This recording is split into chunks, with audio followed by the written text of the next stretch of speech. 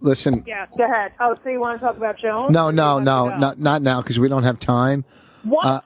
Well, hold on. Okay, yeah. I mean, she was at Joan's funeral. All right. It's kind of all right. Yeah, you're right. I just didn't want to. It seems to take a call from Robert from Long Island. No, I just didn't want to have to make. I didn't want Judy to have to Robert because I'm sure he has a lot to say about Joan Rivers' funeral. No, I just didn't want to bring up anything depressing with you. That's why I asked you. It was very sad, and a minute I was sobbing, and the next minute I was fucking hysterically laughing. It was the funniest and the saddest. Who is the funniest that spoke? Well, here's the thing. Okay, so these were the funniest moments, I think. Well, first Audra McDonald, the Gay Men's Chorus sang.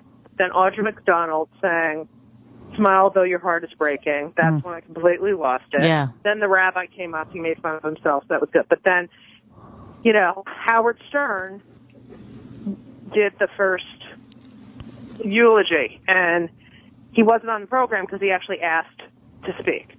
And he got up and he went on the bema. For all you Jew haters, that's the stage, and the Torahs are in the Just ark. speak English, okay? Just use words we know. Shut up! You married a Jew.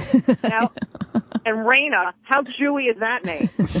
Anyway, so Howard Stern got up there, and the rabbi was sitting down, and he got to the podium, and he paused, and he said, "Joan Rivers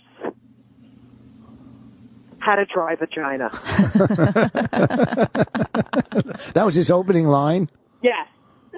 And I know that because she told me 2 months ago on a radio show. She said her vagina was so dry that she couldn't take a bath because once she got in the bath, soak up all the water.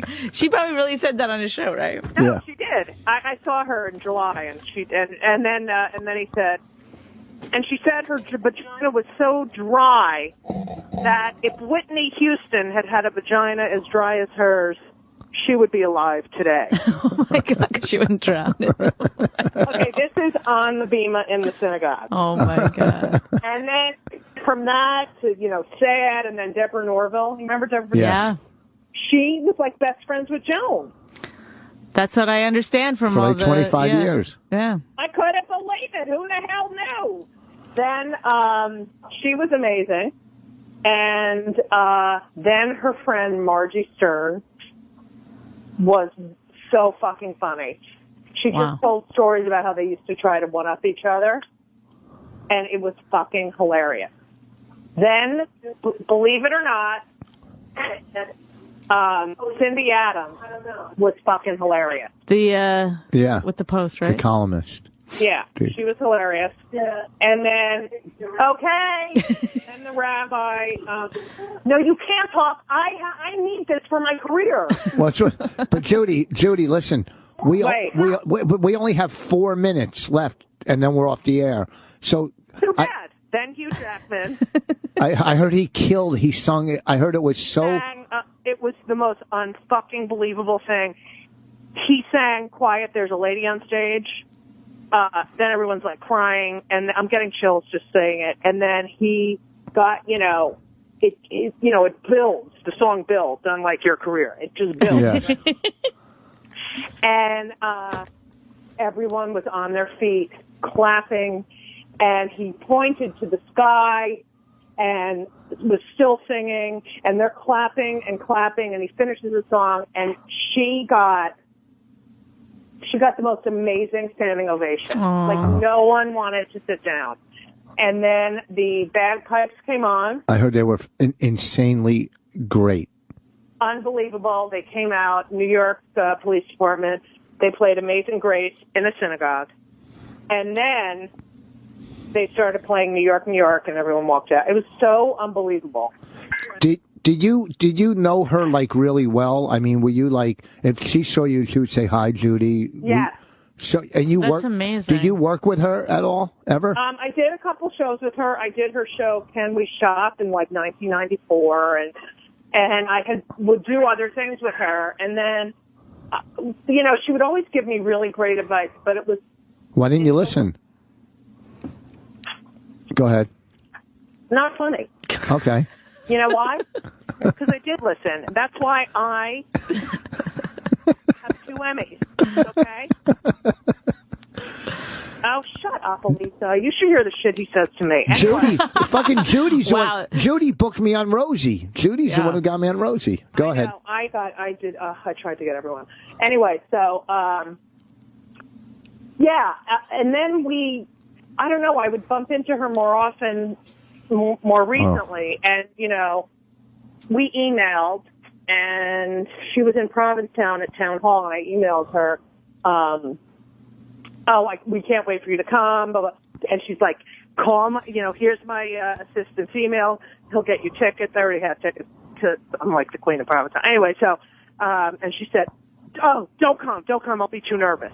And then she's like, I'm fat, I'm old, and I have nothing to complain about. Should be a good show. XOXO.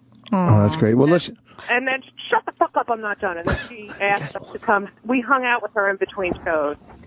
And I talked about my mother dying, how she's dying, and she talked about how hard it was when her mother died. And I literally sat there and I thought, I don't know what I'll do if she ever dies, because she's given me the most incredible advice and amazing. All right. Anyway, whatever. But that's the thing is that, even as she was 81, you didn't prepare. Nobody thought about it. But look at her. She was still working. She was like my hero. I felt like I was like her. I really, I don't know. I was it really hit me harder.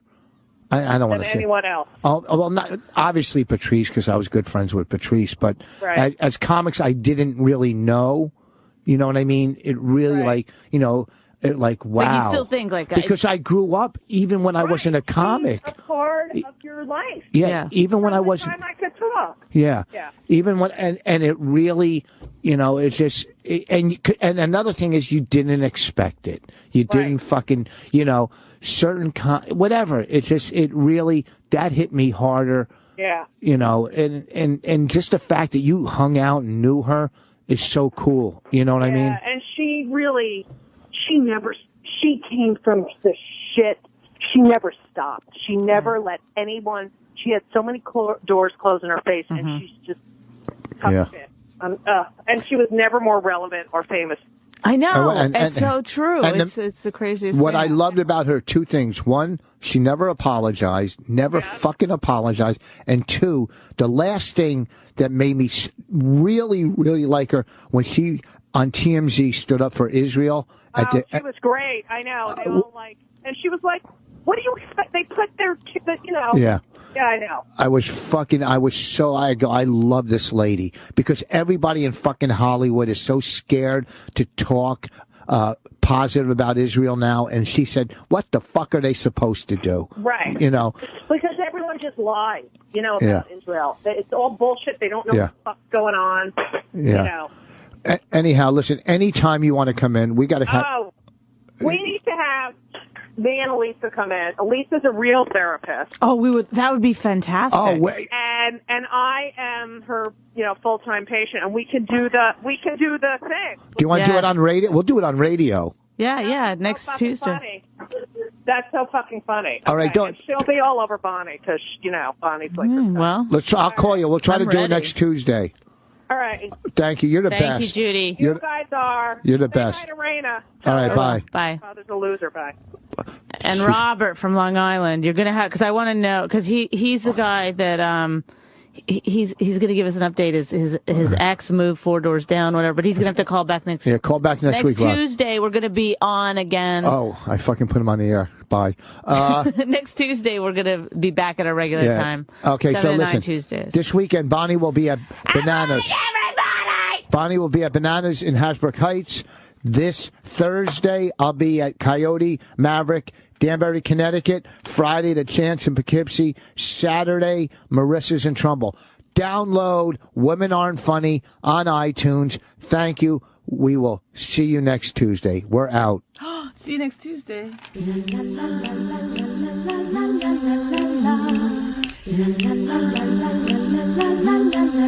She really hates him, it's really true. Why did she marry this jackass Jew? So People say that opposites attract, but this seems more like a suicide pact. He's totally sober, she's not that drunk. He's really old and she's got some spunk. He's totally holy as an asinine bomb, and she's just a little less dumb. She really hates him, it's really true. But somewhere deep down, she loves him too. When the show isn't live, stay up on all that's going on. Follow Opie and Jim Norton on Twitter. Opie Radio on Twitter. Jim Norton on Twitter. I guess you don't have to officially join Twitter, but definitely check out our Twitter accounts. They're pretty good. Or catch up on what you may have missed, or hear shows all over again. Man, a lot of good radio. On SiriusXM.com/on-demand. Listen. Yeah, go ahead. Oh, so you want to talk about Joan? No, not now, because we don't have time. What? Well, hold on. Okay, yeah. She I mean, was at Joan's funeral. all right. The Gay Men's Chorus sang. Then Audra McDonald sang "Smile Though Your Heart Is Breaking." That's when I completely lost it. Yeah. Then the rabbi came up. He made fun of himself. So that was good. But then, Howard Stern, the funniest and the saddest. Who is the funniest that spoke? Well, here's the thing. Okay, so these were the funniest moments, I think. Well, first, Audra McDonald. it's kind of all right. Yeah, you're right. I just didn't want to. It seems to take a call from Robert from Long Island. No, I just didn't want to have to make. I didn't want Judy to have. For Robert, because I'm sure he has a lot to say about Joan Rivers funeral. No, I just didn't want to bring up anything depressing with you. That's why I asked you. It was very sad, and a minute I was sobbing, and the next minute I was fucking hysterically laughing. It was the